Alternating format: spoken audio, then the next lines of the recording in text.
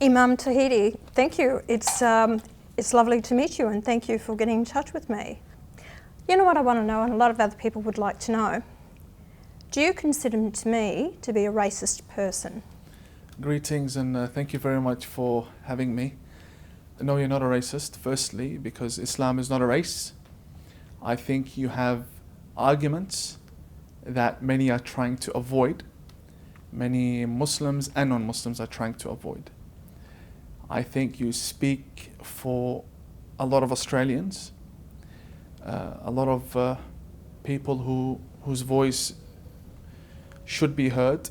At the same time, you do speak for a lot of Muslims that are victims of hardline, radical jihadism, this whole spread of jihadi atmospheres every now and then. So you do speak for them when you say you want to protect the borders and clean up the environment, correct? I value our country, the lives that have been lost and sacrifices made for the freedoms that we have. And I suppose my concern is I don't want Australia to become a lot of other countries, or like a lot of other countries around the world. Lebanon, what's happened there, what's happening in France, even England, and if you see the problems they're having there. Am I right in what I say about, we need to protect our borders and who we allow into the country and, trying to stop those radicals coming in? It's very simple. A respected country deserves respected borders. No country that has a good reputation would allow anyone to come in and just walk into its borders. Now we have a great advantage, unlike Israel, unlike other countries. We don't have terrorist neighbors. We have a beautiful ocean. So half of the work has already been done. We don't need to worry about someone coming into our fence. The other thing is, how do we filter who comes in by boats and who comes in by plane, and what do we do with them?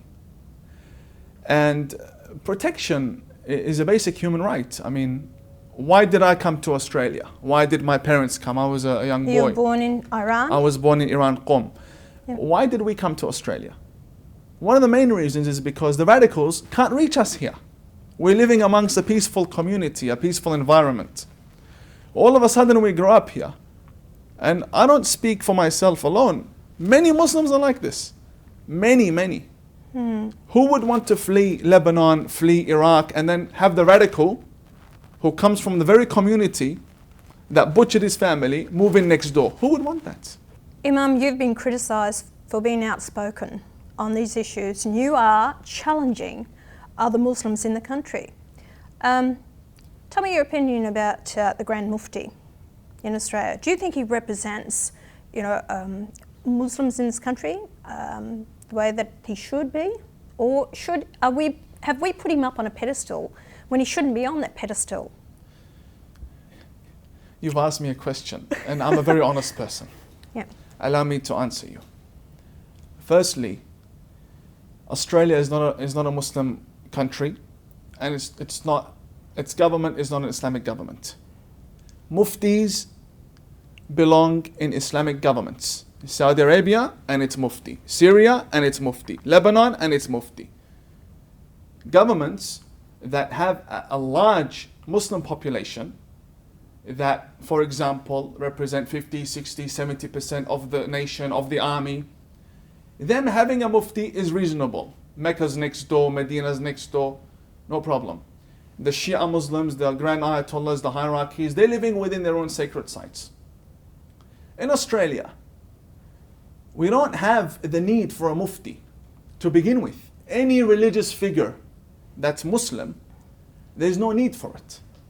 But the Christians have their cardinals, and the Jewish community has their rabbinical organizations.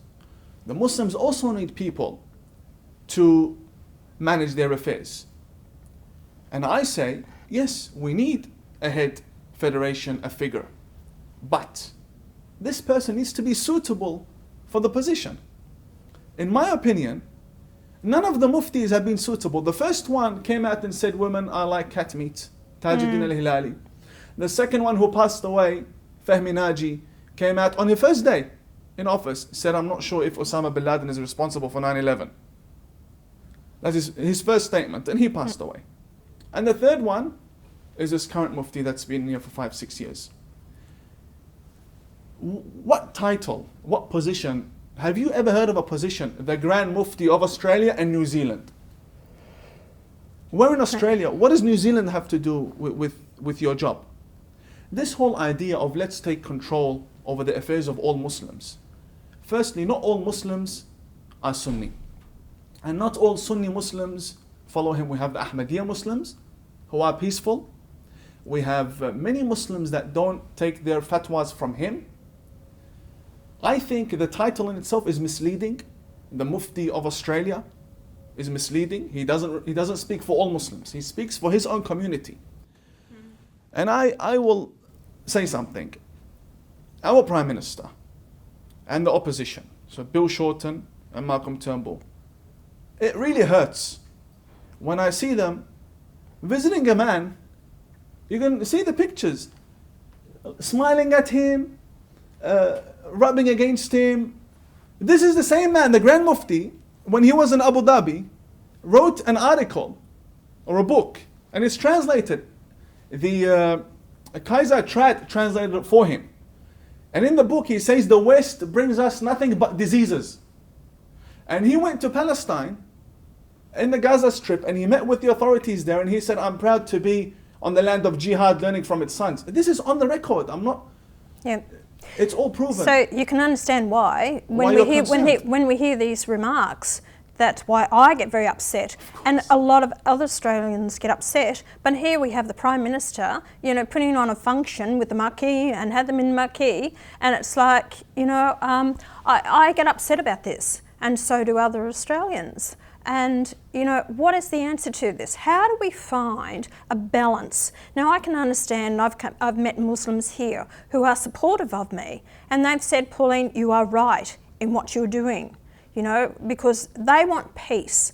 They want to live in this country in peace. They've left their own countries to come here for peace. But we've got these ones out here that are radicals, and we don't want it. I don't want them here. What do we do to stop the radicals coming into this country? That's a question for the Immigration Department. And the answer is very simple. Strengthen your borders. Don't make it as easy as it is now to come in for anyone.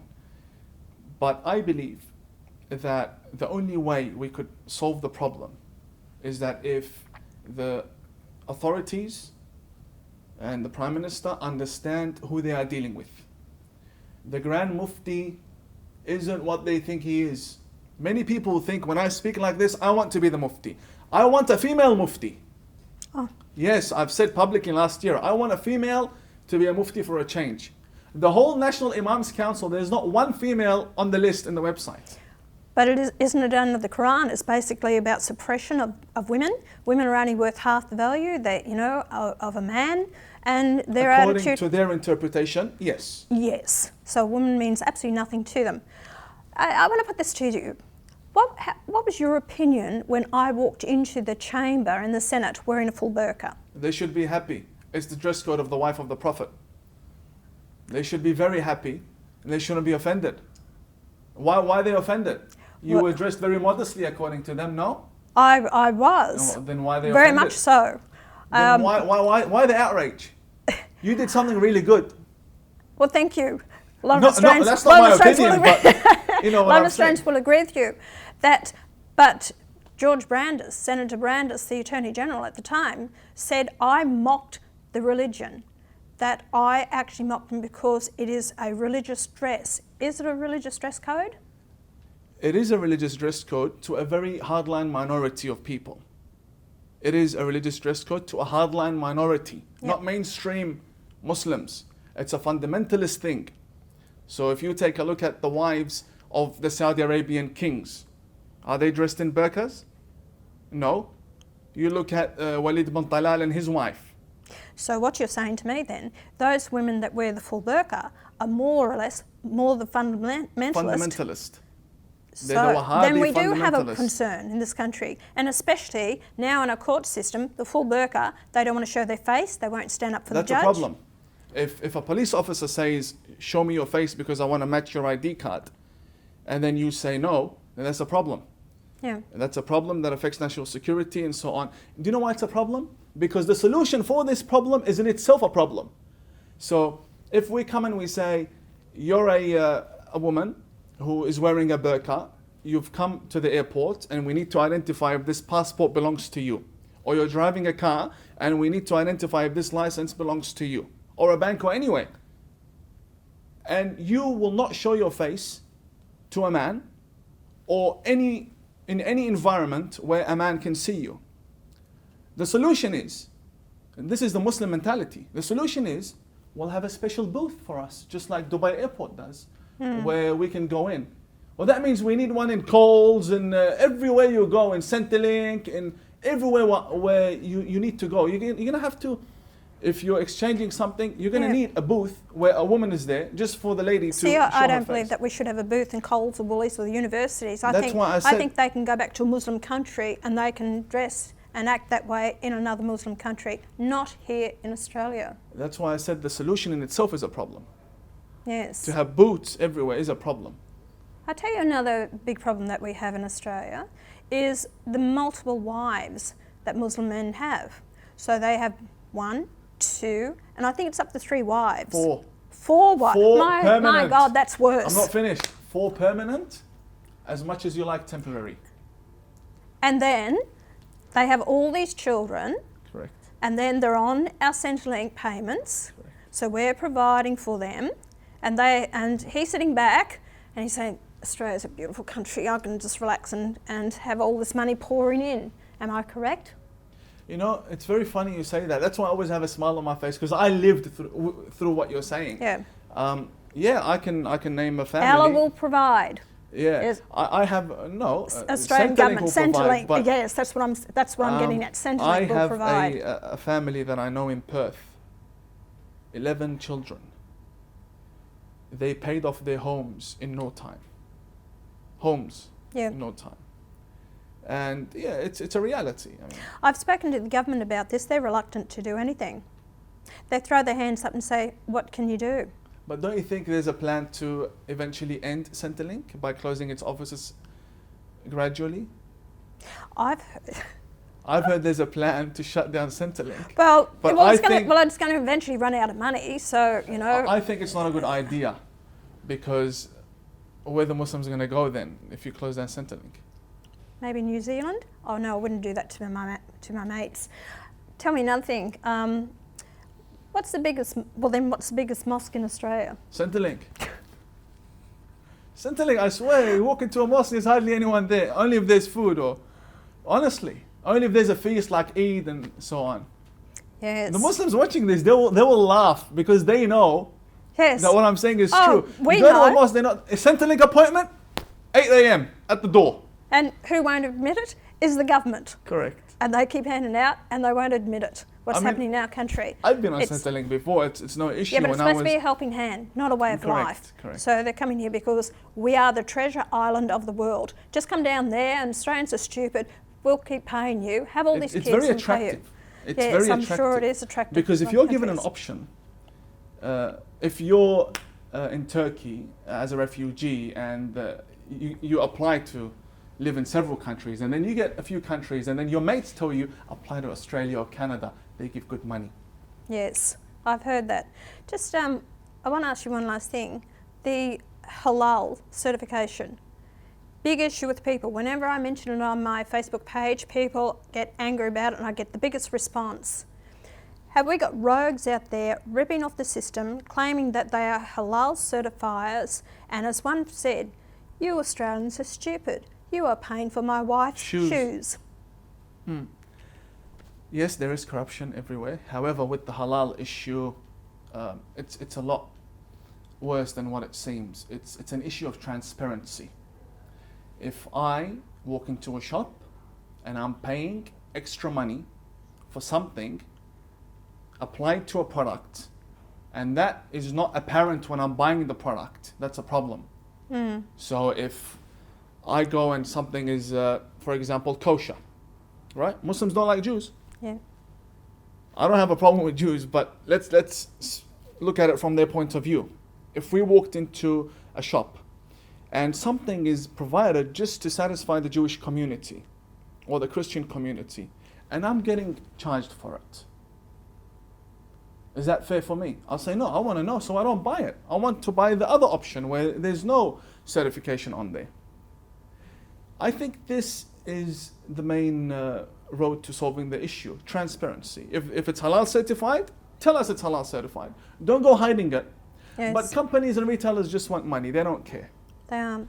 Just one last question to you.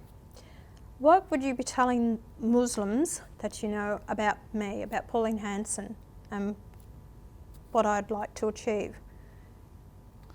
I say, and I say this all the time, I say Pauline Hanson understands the threat of the radicals, the Wahhabis, the Salafis, Hezbollah, Hizb ut-Tahrir. You understand the dangers that come from such communities, and that you have the power to put an end to this radicalization, but you're in need of Muslim support. The only ones that can bring change are the Muslims themselves. And I think that is a window. It's a possibility for the future of Australia. We might not agree with you on many other issues, but when it comes to you saying, hey, I don't like Hizb ut-Tahrir, they want to take over the country and make a caliphate, are there no Muslims to stand up with me against these ones? Those who stay silent are the misguided moderates, and we don't need them. We need the brave ones, and there are many brave ones. Only for the sake of taking down these radicals and jihadis will stand with you. Yes. So, will you work with me to guide me and help me to ensure that this country is peaceful and safe for future generations? You as a Muslim, as an Imam, myself as a Member of Parliament, that it is our country and we share it united and in peace. Well, of course, I would work with everyone. The advice I have doesn't belong to me. It's a part of giving back to Australia. I also need that knowledge and experience. I can read things, but you live it. You are an Imam. You are in connection with the Muslim people. I need to work with those people that really, truly want peace. I don't want someone out there ready to attack me or blow innocent Australians up or cause them, destruction or pain or suffering. It's all about working together for peace. Correct, I agree. I definitely do. I agree.